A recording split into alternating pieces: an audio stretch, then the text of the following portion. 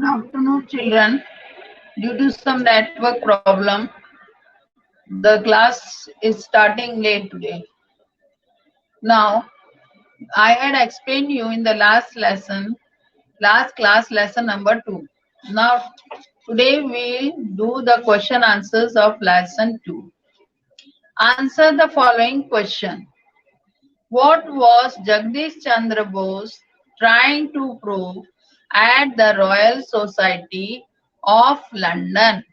आपको मालूम है कि लेसन नंबर 2 जगदीश चंद्र बोस का था, जो कि एक रॉयल सोसाइटी के अंदर लंदन में साइंटिस्ट थे और वो एक नई प्लांट्सों के ऊपर एक्सपेरिमेंट कर रहे थे। तो ये क्वेश्चन है अपना, what was Jagdish Chandra Bose trying to prove at the Royal Society of London? क्या प्रूव करना चाहते थे? He wanted to prove through an experiment that like animal, plants also feel pain and die in a few moments after being poisoned. अब वो ये prove करना चाहते थे कि जैसे प्लांट्स को अगर कोई जहरीली दवा या कोई जहरीला इंजेक्शन लगा देते हैं तो वो फौरन मर जाते हैं, ऐसे ही पेड़ भी मर जाते हैं, क्योंकि वो भी एक लिविंग थिंग्स हैं। अब मैं बोलूंगी, उसके बाद आप रिपीट करेंगे इस आंसर को। He wanted to prove through an experiment that like animals, plants also feel pain and die in a few minutes after being poisoned. Now, question number 2. Why did the plant need the not die the first time? जब पहली बार plant के अंदर injection डाला था poison का, तो वो क्यों नहीं मरे? फर्स्ट टाइम क्यों नहीं डाई हुआ? Answer, the plant did not die the first time because a man had replaced the poison with colored water. This is your question number 2 and answer 2. यानी the plant did not die, पेड़ नहीं मरा क्योंकि किसी आदमी ने उसमें poison liquid की जगह और दूसरा कलर, उसी तरह का कलर का पानी भर दिया था। Question 3. Which mythological figure was Bose childhood idol? यानी बचपन में उनको कौन सी कहानी अच्छी लगती थी और कौन सी कहानी के पात्र से वो इम्प्रेस्ड हुए थे?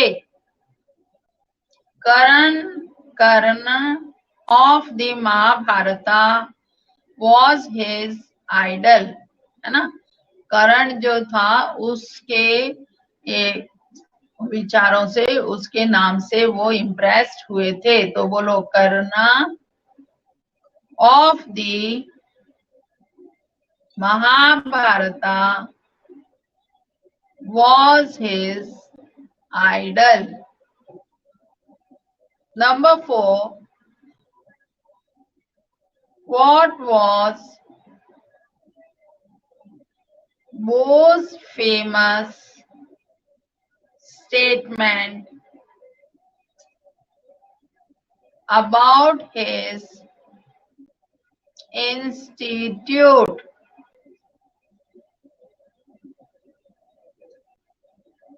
उसका जो फेमस इंस्टीट्यूट था उनने क्या फेमस स्टेटमेंट दिया था जो उन्होंने बनवाया था.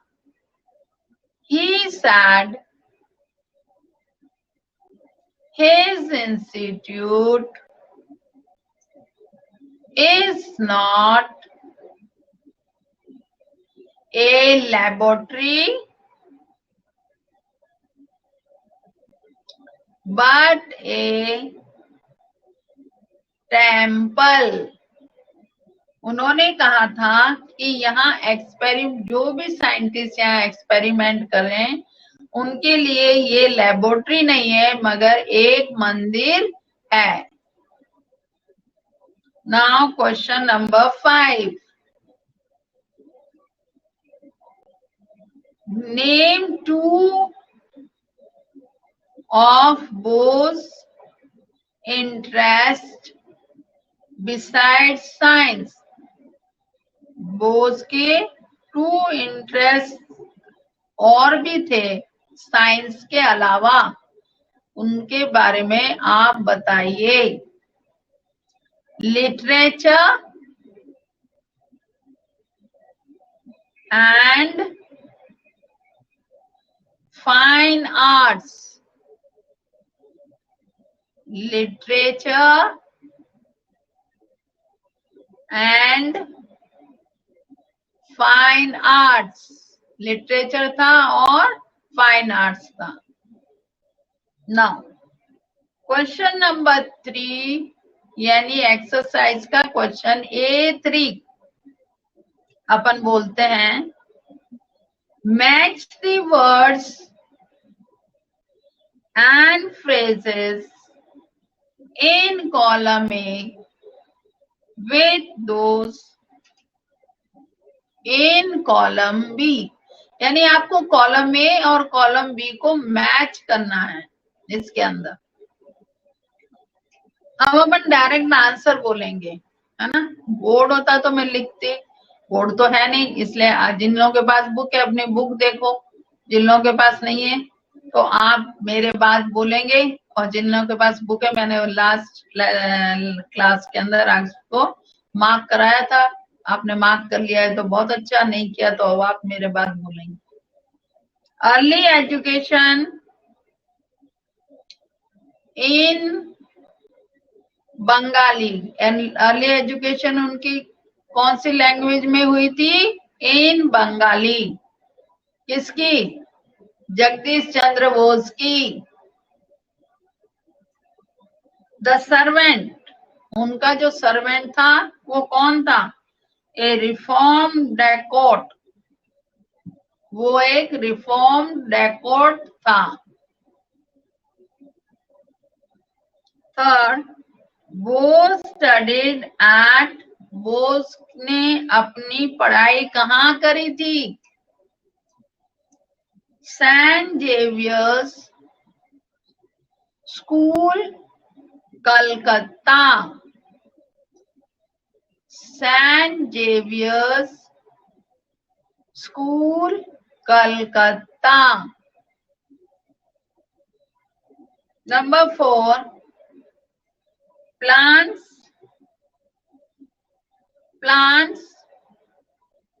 grow toward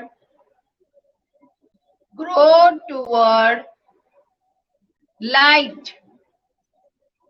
Plant grow toward light. 5, Tagore. काबुली वाला. टैगोर ने कौन सी स्टोरी लिखी थी जो बहुत फेमस हुई? काबुली वाला. नाउ एक्सरसाइज B2 आ जाओ. Match the words and phrases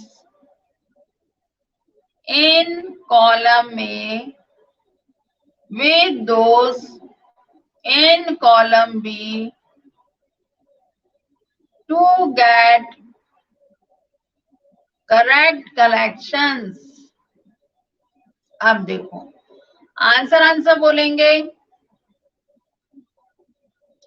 Number 1, large amount.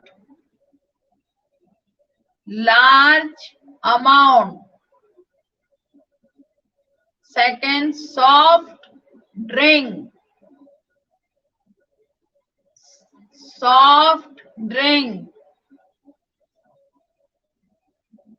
Third, right on time.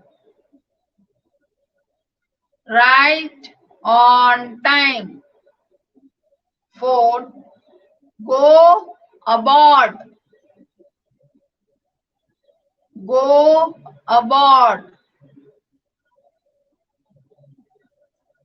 5, get wet.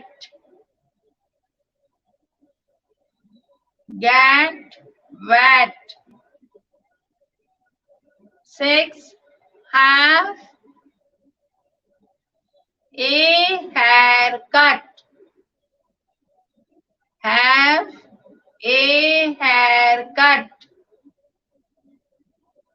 7, catch a cold.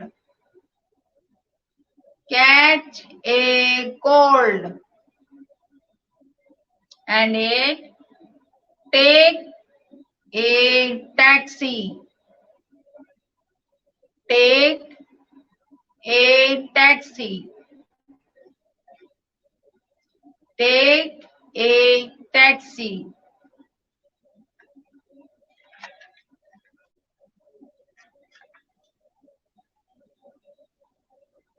Now, exercise A1. Write the statements that are true and cross out wrong that are false. The young scientist started the experiment by injecting a medicine into the plant. Excuse me, ma'am. Yes, ma'am. Ma'am Rijul बोल रहा है उसको कि उसको आवाज नहीं आ रही है, तो एक बार उससे पूछिए कि मैम पूछिए सब बच्चों को कि वो लिखेंगे आवाज आ रही है या नहीं, यस या नो. अच्छा मैम, मैं रिपीट ही करवा रही हूँ, लिखवा नहीं रही उनको. नहीं, लेकिन वो रिजुल बोल रहा है उसको आवाज ही नहीं आ रही, वो बार बार मैसेज कर रहा है आवाज नहीं आ रही. अच्छा, तो एक बार आप बोलिए बच्चों को कि वो लिखेंगे कि उनको आवाज आ रही है नहीं आ रही सारे बच्चे. अच्छा ना, आप लोगों को आवाज आ रही है या नहीं आ रही है? Please come on write and tell me किसको आवाज आ रही है और किसको नहीं आ रही है.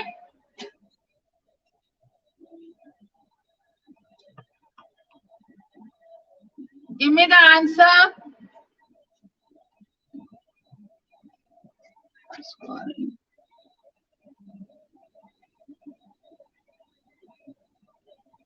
फोर्थ के बच्चों को देखो. Hello Rijul, are you able to hear or no?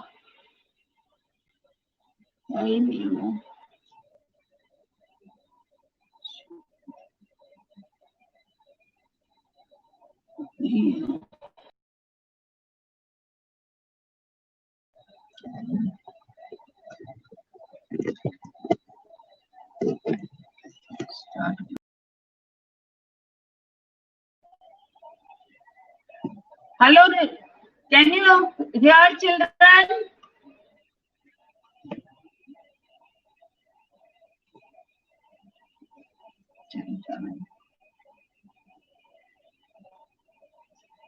A1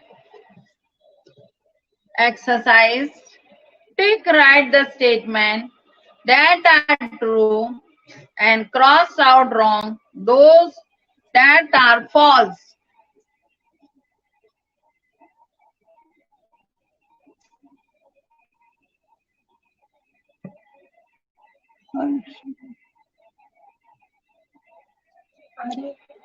लिखा हुआ नहीं आ रहा कुछ भी इसमें.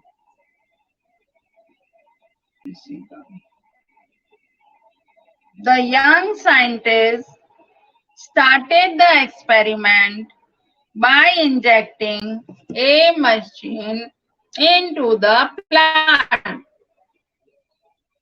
Wrong. कोई भी साइंटिस्ट एक पेड़ एक्सपेरिमेंट के अंदर मशीन तो पेड़ों के अंदर इंजेक्ट नहीं कर सकते हैं, इसलिए ये स्टेटमेंट रॉन्ग है। Jagdish Chandra Bose was born on 13th November 1958. This is also wrong, क्योंकि ये भी wrong है। जगदीश चंद्र बोस 1858 में बॉर्न हुए।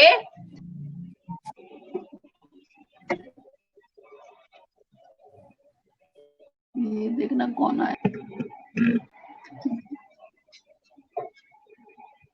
Hello, what happened children?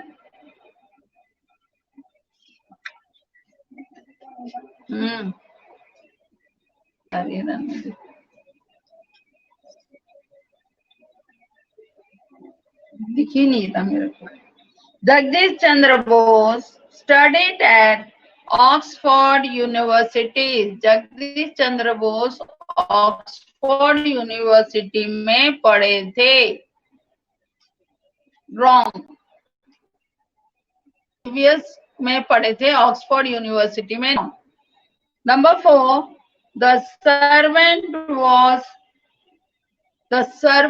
who took Bose to school was once a school teacher. The servant जो बोस को स्कूल ले जाते थे वो स्कूल टीचर थे। Wrong. He was a doctor. 5, Bose tried to show that plants can think like humans.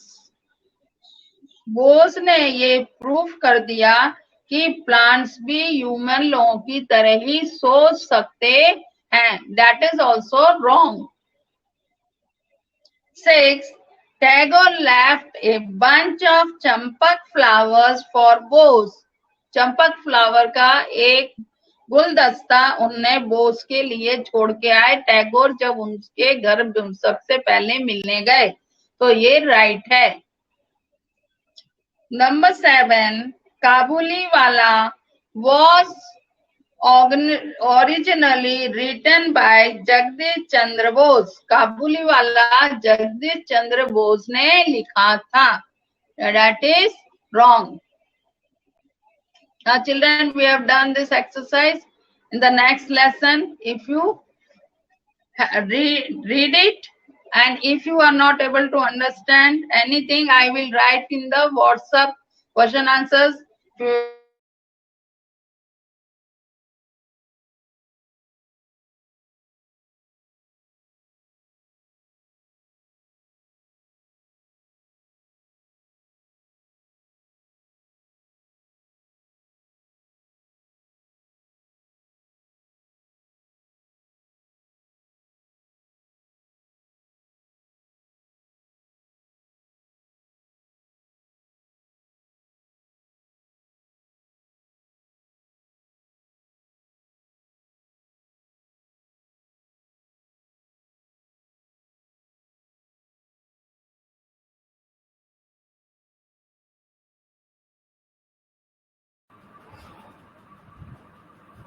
Good afternoon, all of you.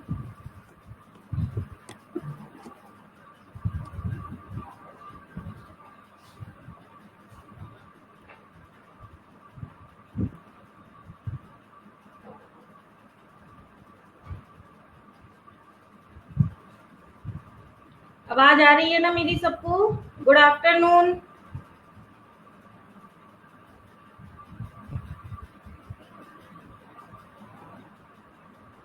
ठीक है, अभी तक अपन ने हिंदी रीडर के पार्ट 1 और 2 कंप्लीट हो गए अपने, और व्याकरण का भी पार्ट 1 पूरा हो चुका है।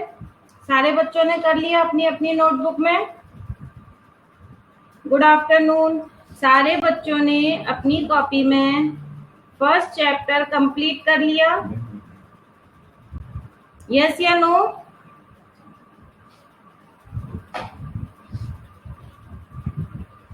फर्स्ट चैप्टर के क्वेश्चन आंसर अभी नहीं किए, जिन बच्चों ने नहीं किया है पार्ट 1, तो वो अपनी नोटबुक में वर्क कंप्लीट कर लें। ठीक है, आज अपन पढ़ेंगे पार्ट 2 वर्ण विचार।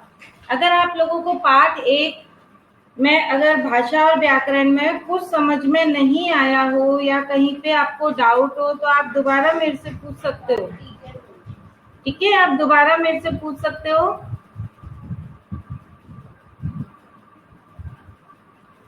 और आज अपन पढ़ेंगे पार्ट 2 वर्ण विचार। ठीक है,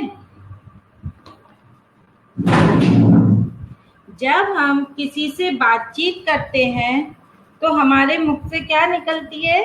आवाज निकलती है।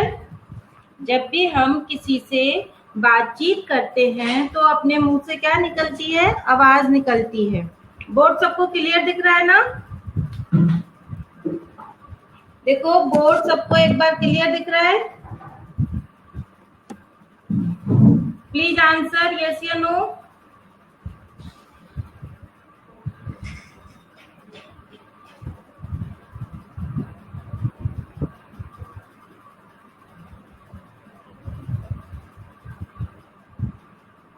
ओके,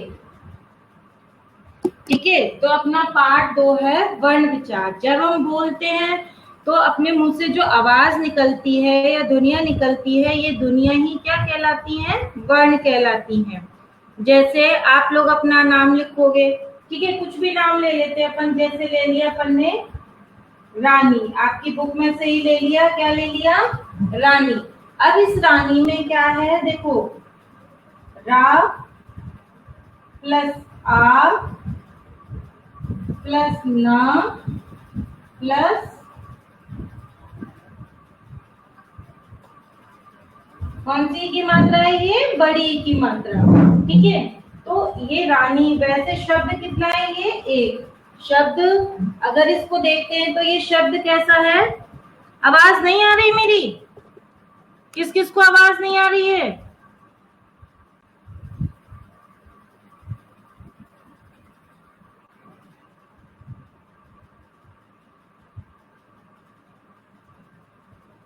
आवाज नहीं आ रही है?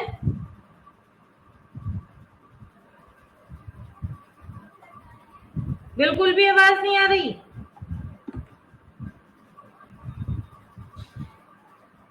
सारे बच्चों को ही नहीं आ रही है या एक दो बच्चों को नहीं आ रही?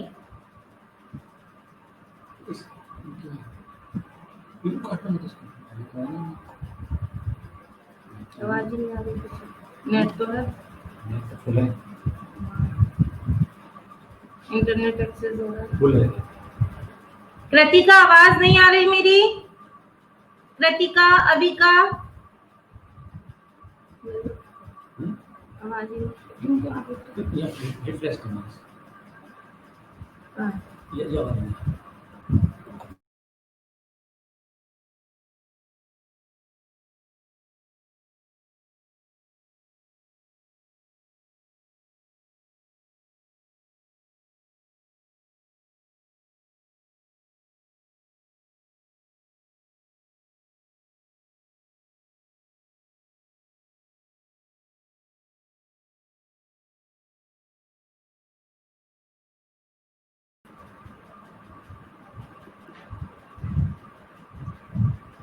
ओके। तो जिन बच्चों को आवाज नहीं आ रही ना, उनकी नेट की प्रॉब्लम है बेटा। ठीक है, जिन बच्चों को आवाज नहीं आ रही है वो नेट की प्रॉब्लम है, अपना नेट चेक करो।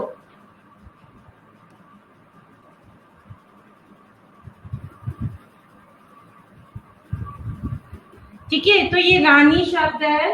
रानी वैसे तो कितना शब्द है? ये एक ही शब्द है रानी, लेकिन जब इसके रिजुल आप अपना नेट चेक करो बेटा।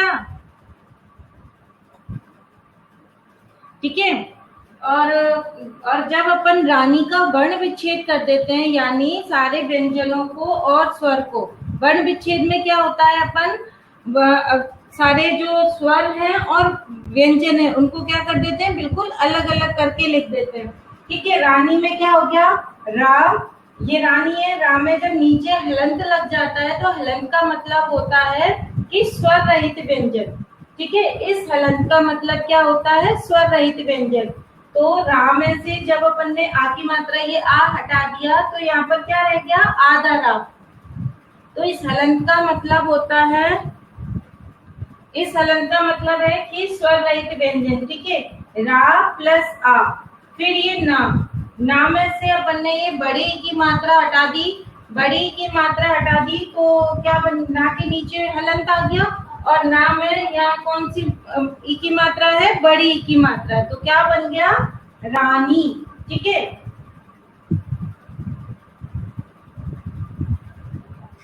तो वर्ण कौन सा हुआ कि सभी सार्थक ध्वनियों को वर्ण कहते हैं, या फिर वर्ण वो है भाषा की सबसे छोटी से छोटी इकाई जिसके और खंड ना किए जा सके, वो क्या कहलाते हैं, वर्ण कहलाते हैं। जैसे अपन ने ये रा जो है इसको अपन और छोटे रूप में नहीं लिख सकते। ठीक है, सबसे छोटा रूप ये रा का क्या हो गया, हलंत वाला।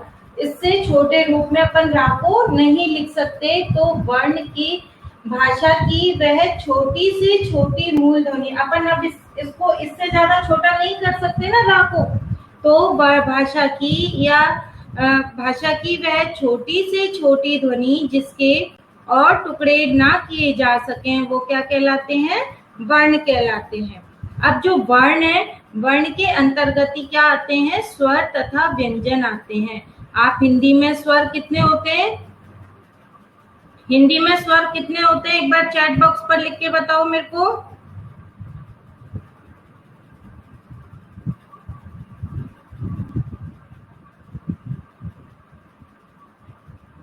नहीं पता किसी को भी, ठीक है मैं ही बता देती हूँ। ठीक है, गुड, वेरी गुड अबिका। ठीक है, हिंदी में स्वर कितने होते हैं, 11। मतलब आ,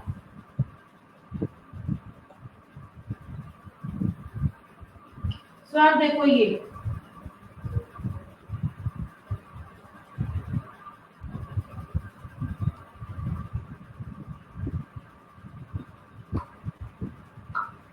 ठीक है,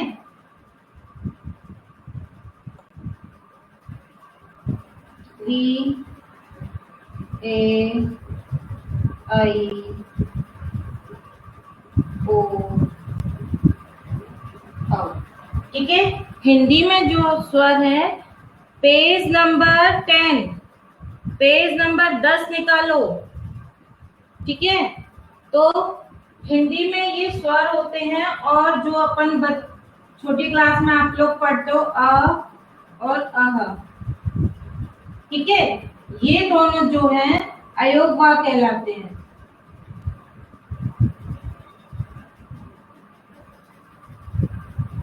अयोगवा वर्ण कहलाते हैं ये दोनों। ठीक है, तो अब ये हिंदी में अ इ ई उ ऊ री ए आई ओ और औ, ये क्या है, 11, ये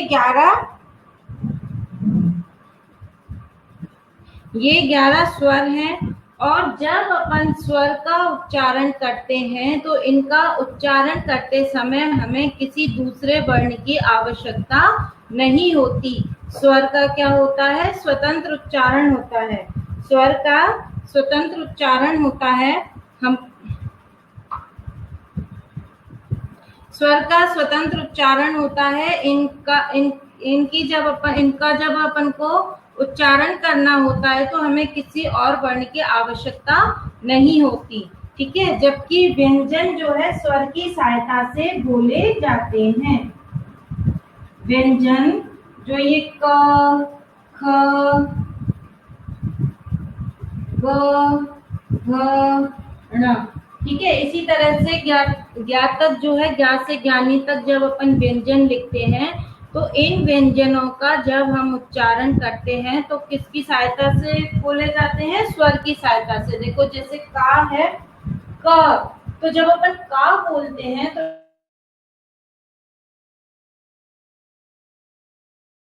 ध्वनि निकल क प्लस आ।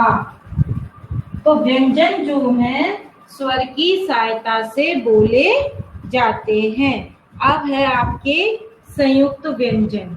क्या है? संयुक्त व्यंजन।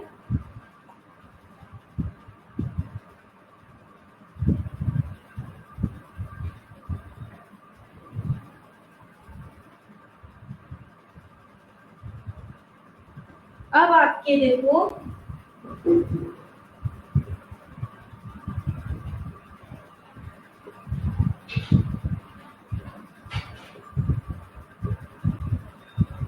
संयुक्त व्यंजन। अब ये जो संयुक्त व्यंजन है ये कितने होते हैं? 4। आपकी बुक में दिया हुआ है, पेज नंबर निकालो 11। ठीक है। संयुक्त व्यंजन श, प्र, य और श्रा। ठीक है। ये चारों क्या है? आपके संयुक्त व्यंजन है। और इन संयुक्त व्यंजन देखो, एक शा से क्षत्रिय किससे बना हुआ है? का प्लस सा, षटकोण से। क्षत्रिय किससे बना हुआ है? का प्लस शा से। और त्रा किससे बना हुआ है? ता प्लस रा। ठीक है। जब त्रा का जब अपन उच्चारण करते हैं तो क्या क्या बोलता है? ता और रा। ता और रा मिलकर के क्या बनता है? त्रा। ऐसे ही ज्ञानी, ज्ञा जो है जा प्लस या से बनता है। और श्रा बनता है शा प्लस रा। ठीक है। सबको समझ में आ गया ये कि क्षत्रिय जो बनता है वो का प्लस सा से बनता है, त्रा ता प्लस रा से बनता है, ज्ञा जा प्लस या से बनता है और श्रा प्लस शा प्लस रा से बनता है। आपको बोर्ड क्लियर दिख रहा है तो आप अपनी कॉपी में या बुक में पेंसिल से लिख सकते हो ये। ठीक है। या तो आप ये चारों की मैं फिर बाद में कभी भी पूछ सकती हूँ कि छा से क्षत्रिय किससे बनता है, त्रा किससे बनता है, शा किससे बनता है। ठीक है। चलिए, अब इसके बाद है संयुक्त व्यंजन हो गया। अब है इन सभी व्यंजन वर्णों का उच्चारण स्वरों की सहायता से ही हो सकता है। इनके ऊपर स्वरों की मात्रा लगती है। अंग, अब ये था ना अंग। ठीक है। ये अयोगवा कहलाता है। मैंने अभी बताया था ना आपको कि अंग और आह क्या कहलाते हैं? अयोगवा। और जो ये अयोगवा कहलाता है और इसका उच्चारण नाक से होता है। अंग, अंगा बोलता है ना। पेज नंबर बेटा 11, पेज नंबर 11। ठीक है। तो अंग अपन किससे बोलते हैं? नाक से बोलते हैं। इसका उच्चारण कहाँ से होता है? अंग। आप बोलोगे अंग तो किससे बोल रहा है? अपना इसका उच्चारण नाक से हो रहा है। और इसको क्या बोलते हैं? अनुस्वार भी कहते हैं। इसको क्या कहते हैं? और अनुस्वार। जो ये है अंग, जैसे अपन हिंदी लिखते हैं। ठीक है। हिंदी में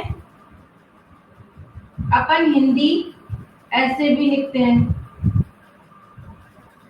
ना। तो ये बिंदी किसका उच्चारण कर रही है? ना का। तो ये इसको क्या बोलते हैं? अनुस्वार भी बोलते हैं। जैसे हिंदी, गंदी। तो इसके ऊपर जो अपन ने ये बिंदी लगाई है इसको क्या बोलते हैं? अनुस्वार। फिर दूसरा आपका है अह। तो ये भी क्या कहलाता है? अयोगवा कहलाता है। और इसका उच्चारण कंठ से होता है। इसका उच्चारण जब अपन करते हैं तो कहाँ से होता है? अपने गले से। कंठ है ना, कंठ से होता है। और इसको संस्कृत में क्या कहते हैं? विसर्ग भी कहते हैं। जो आ की मात्रा कैसी लगती है? ऐसे लगती है। तो इसको संस्कृत में इसको क्या कहते हैं? इसको विसर्ग भी कहते हैं। फिर तीसरा है ये चंद्र बिंदु। चंद्र बिंदु की मात्रा लगाते हैं अपन लोग। चंद्र बिंदु जो है ये अनुनासिक वर्ण कहलाता है। कौन सा वर्ण कहलाता है? ये अनुनासिक वर्ण।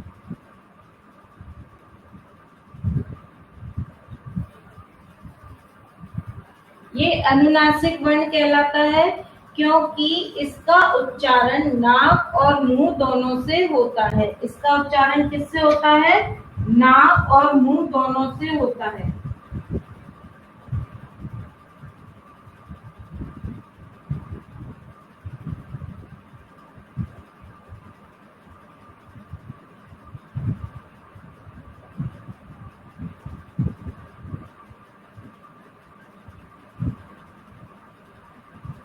ठीक है, जो ये विसर्ग है, ये चंद्र बिंदु है, जैसे अपन चांद लिखते हैं, है ना, शांप लिखते हैं, तो उसमें क्या लगता है? अनुनासिक। इस चंद्र बिंदु को अपन और क्या कहते हैं? अनुनासिक कहते हैं। और इसका उच्चारण कहाँ से होता है? नाक और मुंह से इसका उच्चारण होता है, जैसे आंख, गांठ आदि। अब आपके है आगत ध्वनियां। क्या है आपके? आगत ध्वनियां।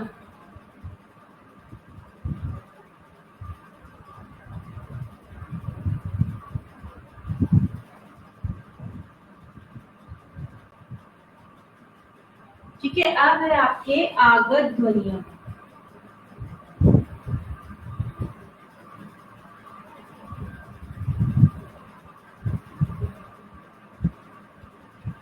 ये जो आगत ध्वनियां हैं, ये कहीं से आई हुई होती हैं। ठीक है, मतलब ये दूसरी भाषा से आई हुई हैं आगत ध्वनियां। अब इनका जैसे हिंदी में किस किस में प्रयोग होता है, आपको मैं शॉर्ट में बता देती हूँ, क्योंकि डिटेल में आपकी बुक में नहीं है। आप ठीक है, जैसे अपन बोलते हैं डॉक्टर, डॉक्टर में अपन इसी का यूज करते हैं ना, बॉल।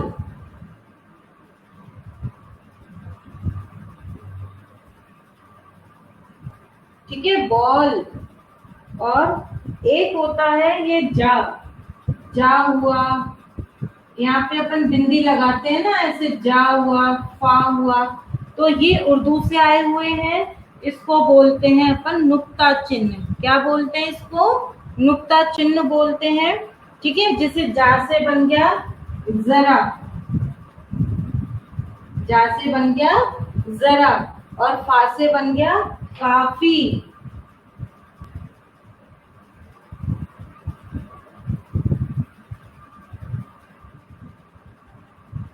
जरा, वैसे अपन जा बोलते हैं, लेकिन जब ये नुक्ता चिन्ह लग जाता है ना, तो अपन क्या उच्चारण करेंगे? जरा। ठीक है, फिर है आपके संयुक्त अक्षर। इनकी रचना दो असमान वर्णों से मिलकर बनती है, जो कि संयुक्त व्यंजन है ना, वो ही है ये संयुक्त अक्षर। अब है, ठीक है, ये हलंत, आपको हलंत बता रहे हैं कि जो भी शब्द के अक्षर के नीचे अपन हलंत लगाते हैं, तो इसको क्या कहते हैं? हलंत। और हलंत का मतलब होता है स्वर रहित व्यंजन। ठीक है, हलंत का मतलब क्या होता है? स्वर रहित व्यंजन। और इसको अपन नीचे जो किसी भी वर्ण के नीचे जो आड़ी लाइन खींचते हैं, इसको बोलते हैं हलंत। आपस में चैट नहीं करो।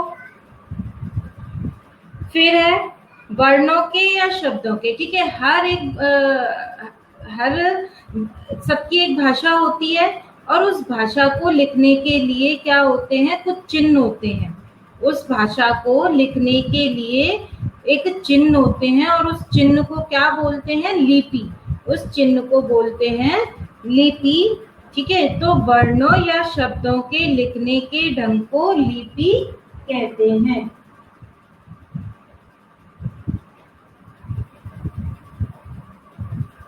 प्रत्येक राज्य की अपनी एक भाषा होती है, और उस भाषा को जो लिखने के लिए जो चिन्ह निश्चित किए गए हैं, उसको कहते हैं लिपि। तो लिपि की परिभाषा क्या हो गई कि शब्दों के, ये शॉर्ट में है, इसकी एक बड़ी परिभाषा भी है, लेकिन ये शॉर्ट में है कि वर्णों के लिखने के ढंग को लिपि कहते हैं। वर्णों के लिखने के ढंग को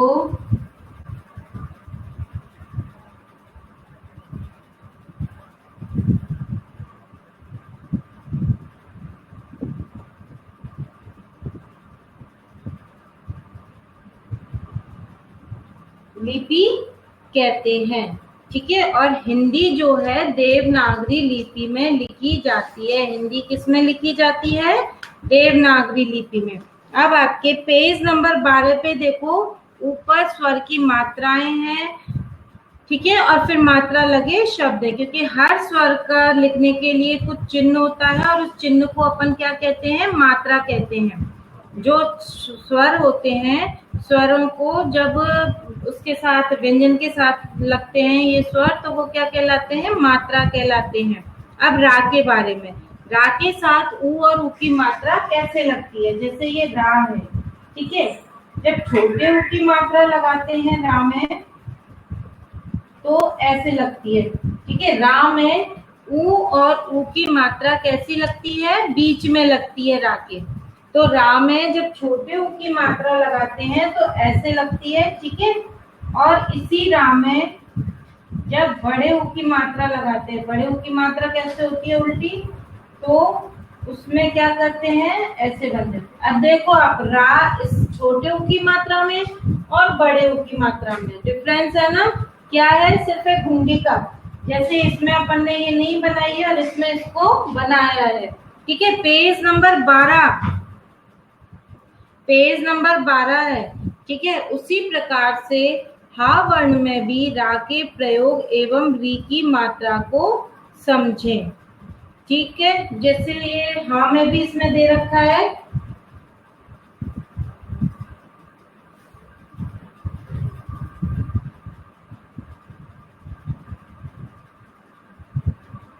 हा में दे रखा है। देखो हा में रा की मात्रा कैसे लगती है? प्लस रा। तो हा बना देते हैं, यहाँ पे एक लाइन खींच देते हैं, लाइन खींच देते हैं ना एक, तो ये क्या बन गया? हा में रा की मात्रा लग गई है। ठीक है, और री की मात्रा कैसे लगती है? उसको इस तरह से, री की मात्रा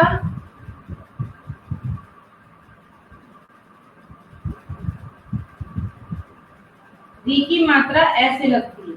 ठीक है, तो इसको हा में ऐसे बना देते हैं, जैसे हा से बनता है हृदय। ठीक है, ये ह्रस्व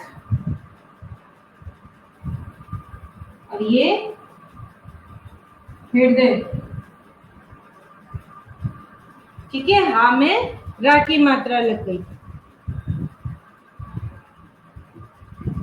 ठीक है, अब है आपके शब्द, यानी जब अपन एक से ज्यादा वर्णों को मिलाकर लिखते हैं।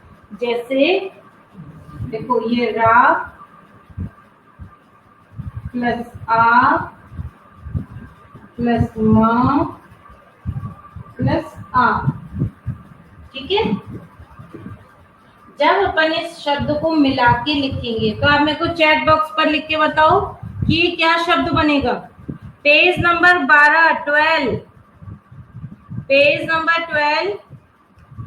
और ये जो मैंने बोर्ड पर सबको दिख रहा है, बोर्ड पे जो मैंने ये बनाया है रा प्लस आ, इसको शब्द बना के बताओ कि क्या बनेगा।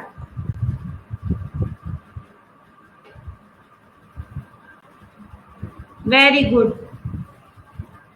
ठीक है, वेरी गुड मैत्री। ये क्या बनेगा? राम। देखो सारे बच्चे, ये किस तरह से बनेगा? देखो रा, फिर आ की मात्रा आ, फिर ये माँ, और माँ के नीचे हलंत है, तो इस आ को अपन क्या करेंगे? इसमें जोड़ देंगे, तो क्या बन गया? राम। ठीक है, तो अपन की शब्द की परिभाषा क्या हुई कि वर्णों के सार्थक मेल को शब्द कहते हैं। शब्द किसे कहते हैं? वर्णों के सार्थक मेल को शब्द कहते हैं। सबको समझ में आ रहा है यहाँ तक? ठीक है, तो वर्णों के सार्थक मेल को शब्द कहते हैं। जैसे आपकी बुक में दे रखा है, देखो शेर, तो शेर में क्या दे रखा है? शा प्लस ए प्लस रा प्लस आ। ठीक है, फिर अपन इन दोनों को मिलाएंगे और इन दोनों को मिलाएंगे, तो ये क्या बन गया? शा के ऊपर ए की मात्रा, फिर रा, तो क्या बन गया? शेर। ठीक है, क्या बन गया? शेर। इसी तरह से आपका मकान दे रखा है। तो इन सबको बताने के पीछे मतलब ये है कि वर्ण की, वो भाषा की सबसे छोटी इकाई क्या होती है? वर्ण। भाषा की सबसे छोटी इकाई होती है वर्ण, और वर्णों के सार्थक मेल को शब्द कहते हैं। ठीक है, वर्णों के सार्थक मेल को शब्द कहते हैं। अब ये शब्द भी जो है दो प्रकार के होते हैं। कौन कौन से होते हैं? एक तो सार्थक शब्द और एक निरर्थक शब्द। ठीक है, वर्णों के सार्थक मेल को शब्द कहते हैं, और ये शब्द भी फिर क्या हो जाते हैं? दो प्रकार के हो जाते हैं।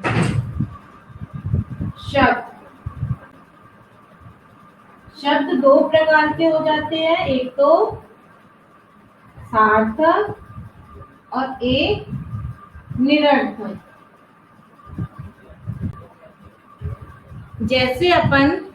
जैसे कोई अपन किसी को पूछते हैं या कोई अपन को बोलता है कि चाय वाय मिलेगी क्या? ठीक है, या मेरे लिए चाय वाय बना दो। अपन ऐसे ही बोलते हैं ना अपन रोज की भाषा में।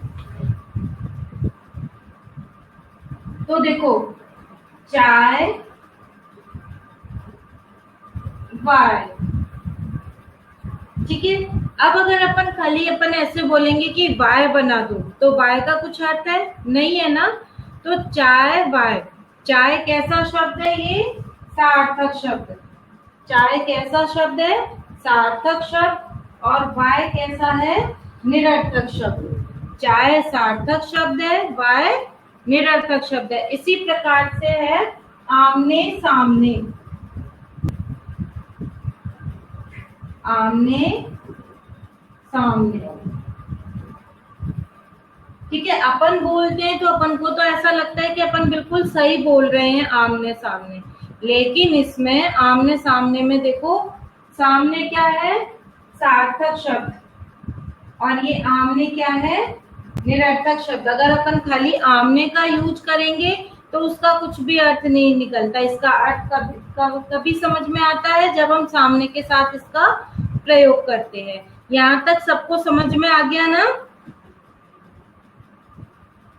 ठीक है, तो आज आप लोग ये पार्ट 2 अच्छे से रीडिंग करोगे, और सबको यहाँ तक समझ में आ गया? चलिए, आज की क्लास ओवर होती है, नेक्स्ट क्लास में मिलेंगे। Okay, thank you.